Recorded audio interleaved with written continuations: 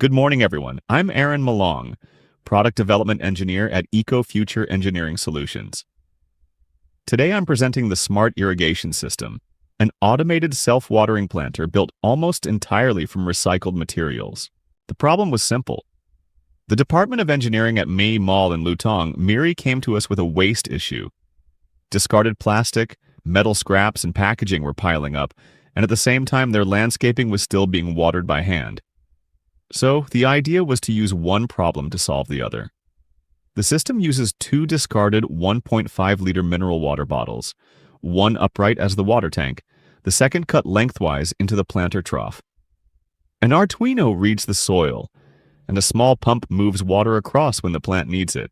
The project was planned across 9 weeks from the 18th of May to the 20th of July in 4 phases: planning, development, testing, and presentation.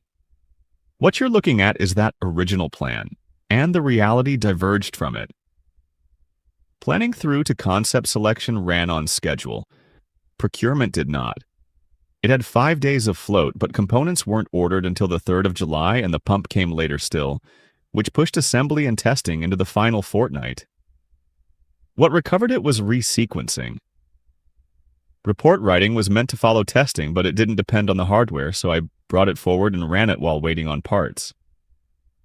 The critical path rerouted around the delay. 3 concepts were modeled in Tinkercad and scored with a Pew matrix. Concept A came out top at +5 against +2 and -2. That's what I built. The prototype you're looking at is assembled and running.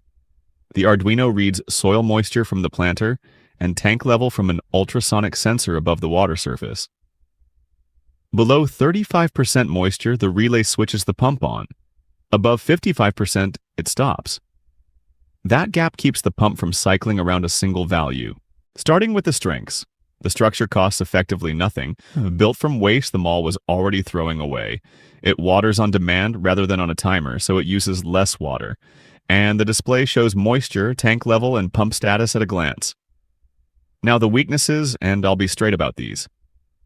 The soil probe is a resistive type, and resistive probes corrode because the prongs electrolyze in wet soil. Battery power suits a demonstration, but not a permanent installation. For stakeholders, I considered 3 approaches: a written technical report, a live demonstration, and a recorded video. I chose the recorded video supported by the written report. This team is busy and distributed, so recording can be watched when convenient and replayed if a technical point needs a second look. Visual aids carry most of the weight. The circuit diagram, the Gantt chart, and the Pew matrix communicate faster than description. Reflecting on how effective that was, the video shows the hardware running, which a report cannot do. But it's one way. The audience can't interrupt, so anything I've wrongly assumed is obvious goes unchallenged. Next time, I'd keep the video for the technical detail and add a short live question and answer session. Now, the improvements, and these come straight out of my formative feedback. 3 points came back. The Gantt chart needed to show actual progress against planned, the electronics needed protecting from water, and the discussion of laws and regulations needed narrowing to Malaysian legislation. The third is done. Compliance is now built around the Board of Engineers Malaysia and the Department of Environment, far stronger for being specific to Malaysia. The first I haven't closed out. The chart you saw is still the plan only, and rebuilding it with actual against planned would put that procurement slip in front of you at a glance, rather than leaving me to narrate it. The water point matters most because it's a design fault.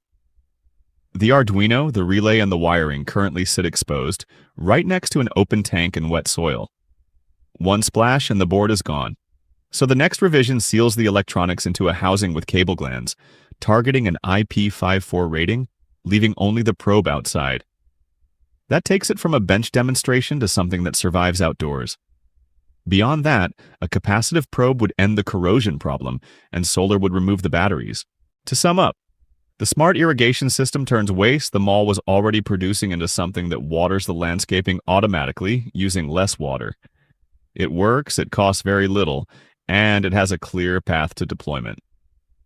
Thank you.